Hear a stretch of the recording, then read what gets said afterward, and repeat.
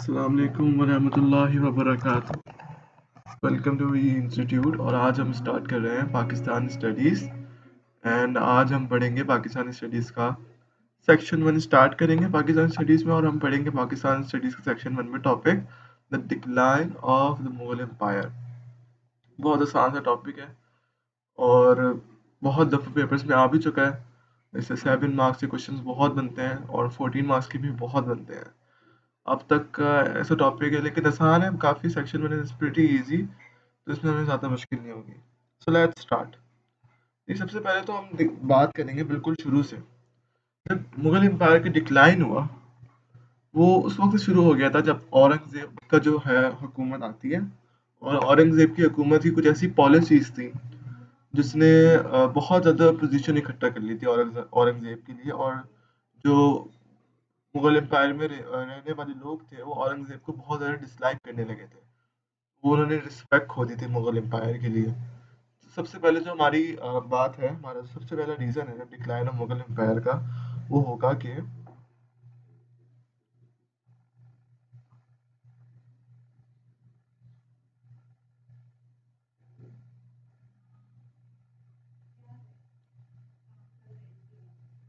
तो जी औरंगज़ेब पॉलिसी। अब इसने ऐसा क्या किया था? अब आपके दिमाग में क्वेश्चन अराइज़ हो सकता है।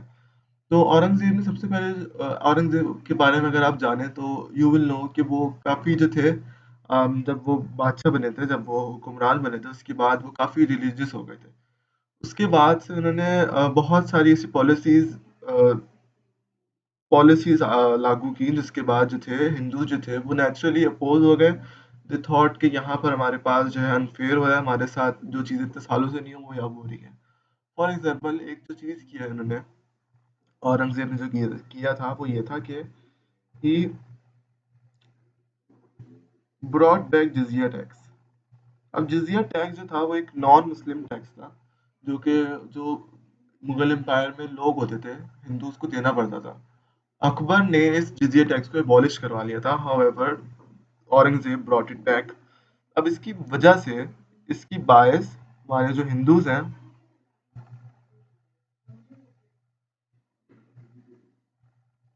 अपोज़िशन ज़्यादा हो गई। सही। नेक्स्ट हमारे पास और इसी तरह की पॉलिसीज़ हैं। सही है। उन्होंने औरंगज़ेब ने जो है डांसिंग बैन कर दी थी। उसके अलावा ड्रिंकिंग बैन कर दी थी।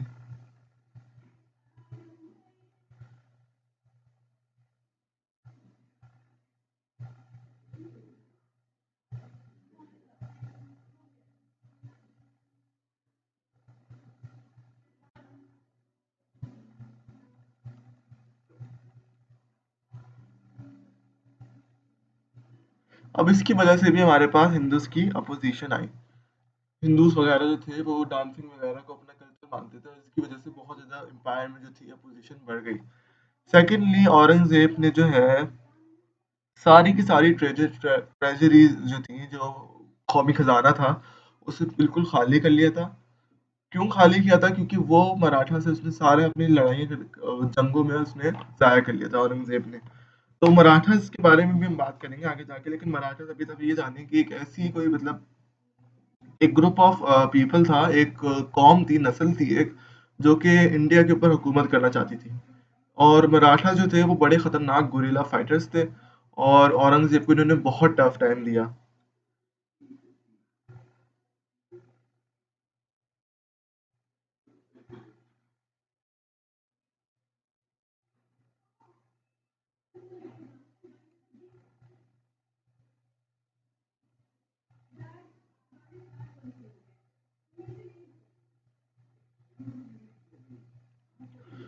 तो जी सारी की सारी ट्रेजरी खाली कर दी थी। सही है। उसकी वजह से हमारा जो मुगल एम्पायर था वो बहुत वीक हो गया था।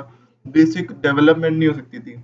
उसके अलावा हमारे पास जो मिलिट्री पावर थी ना वो भी बहुत वीक हो गई थी। 20 साल से आर्मी लड़े जा रही है और 20 साल से पूरे के पूरे खजाना जो थे वो इसी पे फारिग हो गया है।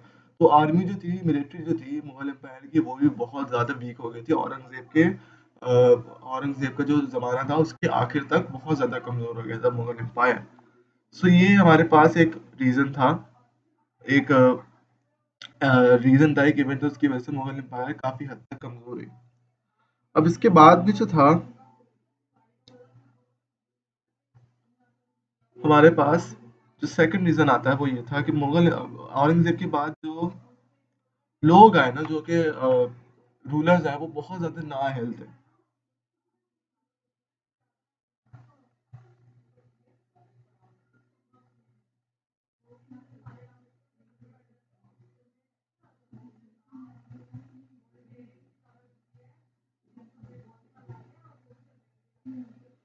तो देखिए, औरंगजेब के सक्सेसर जो थे, औरंगजेब के बाद कोई 5 सालों में कोई 12-13 जो थे वो रूलर्स आए थे। वो लोग बिल्कुल अपना टाइम ज़ाया करते थे। They were pleasure seeking king. वो सिर्फ अपनी अयाशी में सारा अपना जो पैसा था, जो पैसा थोड़ा बहुत बाकी था, वो ज़ाया करते रहते थे। ऐशो अयाशी की ज़िंदगी गुजारते थे। हुकूमत से उनको कोई गर्ज नहीं होता था। और उसकी वजह से औरंगजेब जो था, और औरंगजेब बोल रहा, मुगल एम्पायर जो थी वो बहुत ज़्यादा वीक हो गई, क्योंकि उनके पास कोई लीडर ही नहीं था अच्छा।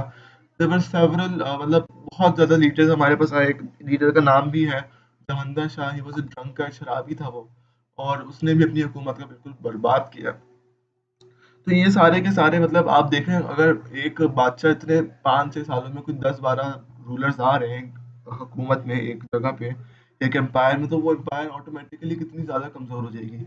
यहाँ पर भी यही हुआ।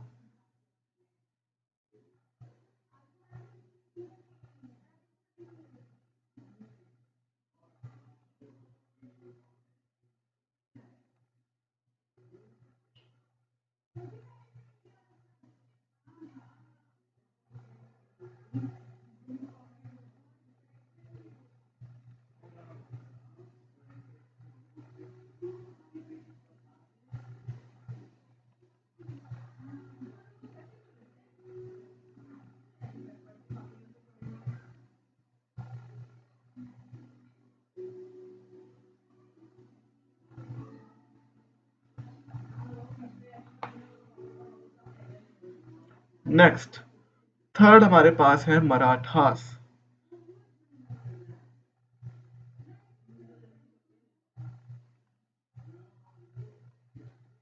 तो जी, मराठा जो थे, दे वर द टफेस्ट,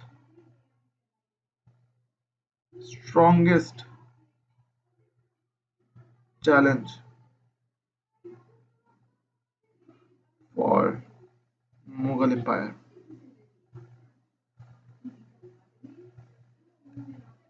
इन्होंने सिर्फ और सिर्फ औरंगजेब के टाइम ही जंगे वगैरह नहीं की। औरंगजेब के बाद भी इन्होंने जो है मुगल एम्पायर का सत्यानाश करके रख दिया था। हर जगह पे रेड, हर जगह पे अटैक, सारी की सारी जो इन्होंने लूट थी इंडिया से, टेम्पल वगैरह से वो चोरी कर लिया करते थे।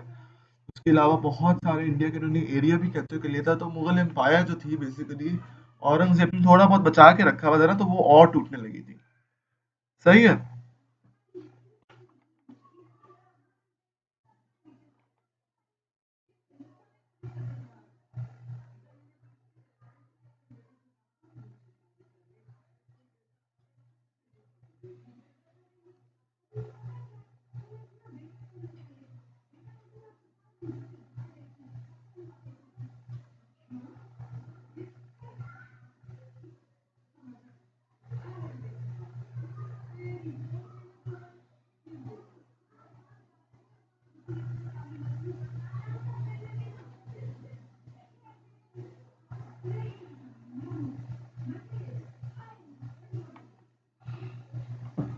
अब मिलिट्री जो थी वो आप जानते हैं, जब औरंगजेब की वजह से, औरंगजेब की पॉलिसीज की वजह से ही वेस्टेड ऑल द ट्रेजरीज। बहुत मेजर माइनर ट्रेजरी बाकी थी, जिसकी वजह से आर्मी जो थी वो बहुत वीक हो गई थी।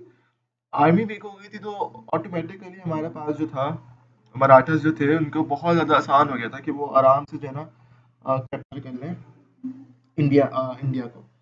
सो मराठा जो थे वो डिफीट हुए थे, but they were defeated by another problem. इस बात को हम थोड़ी देर में डिस्कस करते हैं। सो दे वर डिफीटेड बाय,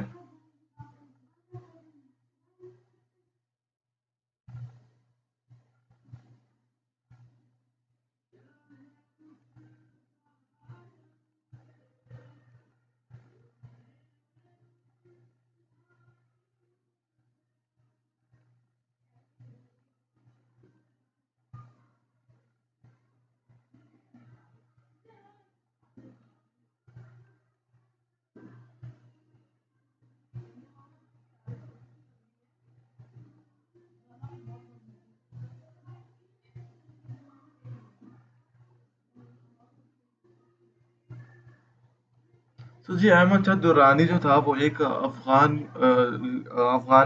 रूलर था और he raided India and he defeated Marathas और मराठास को इन्होंने बहुत ज़्यादा कमज़ोर कर दिया था। आफ्टर दिस डिफीट मराठास जो थे वो बहुत ज़्यादा फैल गए थे, बहुत ज़्यादा डिस्टॉर्ट हो चुके थे, बहुत ज़्यादा डिसयूनाइटेड हो चुके थे। सही।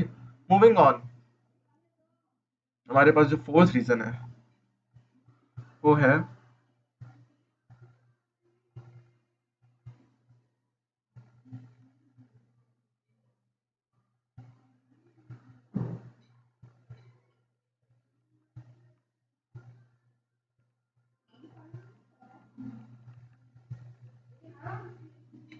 तो जी अफगान एंड पर्शियन इन्वेजन्स। देखें, अहमद शाह अब्दाली ने रेड्स की इंडिया के ऊपर। हाँ, मैंने बोला था ना कि डिफीटेड बाय अनदर प्रॉब्लम। तो अहमद शाह अब्दाली साहब थे, वो उन्होंने अपनी आर्मी के साथ आए। वो इंडिया को कैप्चर करना चाहते थे, इंडिया के ऊपर हुकूमत करना चाहते थे और अपने एम्पायर में सांस लेना चाहते थे अफगान एम्पायर के। लेकिन वो ये नहीं कर सके क्योंकि जो उनकी उनकी जो आर्मी थी वो इंडिया के वेदर से बहुत तंग आ गई थी। इट वाज वेरी हॉट और इसकी वजह से वो लोग चले गए वापस। और इन दी एंड कोई फायदा नहीं हुआ और इंडिया वहीं का वहीं रहा। सो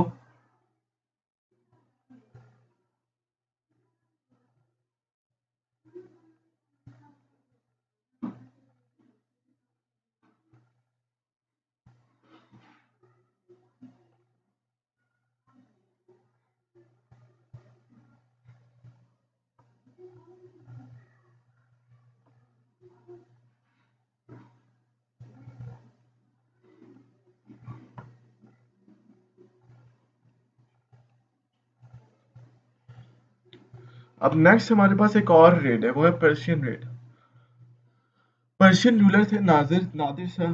उन्होंने भी बहुत रेड्स की, उन्होंने बहुत ज़्यादा, वो हुकूमत के लिए नहीं आए थे, वो सिर्फ रेड्स के लिए आए थे ताकि वो अपना जो एम्पायर है, अपनी जो पर्शियन एम्पायर है उसकी वेल्थ बढ़ा सकें। वो टेम्पल्स में आते थे, टेम्पल से सारा का सारा जो सोना होता था वो चोरी कर लिया करते थे। He even stole the peacock throne, जो मुगल बादशाह की एक सोवरेनिटी का साइन था। एंड ही ऑल्सो स्टो क्या कहते हैं, ही ऑल्सो स्टोल कोहिनूर जो कि एक डायमंड था। सो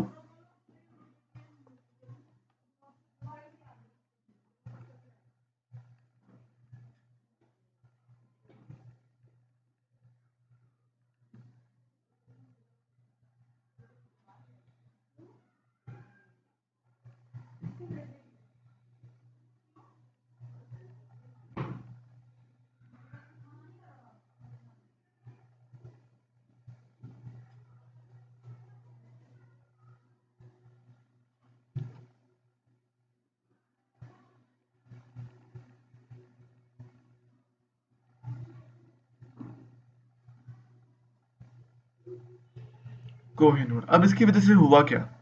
इसकी वजह से Mughal empire lost its Prestige.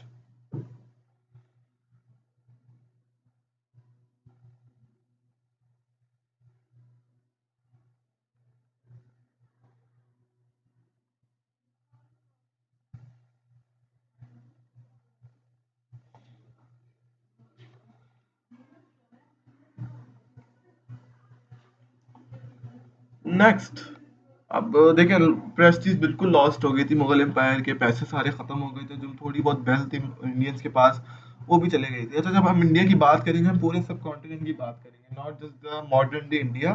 अब उस इंडिया में हमारे पास जो है थोड़ा बहुत पाकिस्तान भी होगा, बांग्लादेश भी है और थोड़ा बहुत अफगानिस्तान भी है। सही है, तो वो पूरा हम इंडिया इसको कंसीडर करेंगे और सब कॉन्टिनेंट जो है ना वो पूरा इंडिया होगा। जब मैं इंडिया बोलूँ, इंडियंस बोलूँ, तो वो सिर्फ मॉडर्न इंडिया नहीं होगा, वो पाकिस्तान का हिस्सा, बांग्लादेश का सब शामिल होगा। सो नाउ, जो हमारा नेक्स्ट सीजन है वो है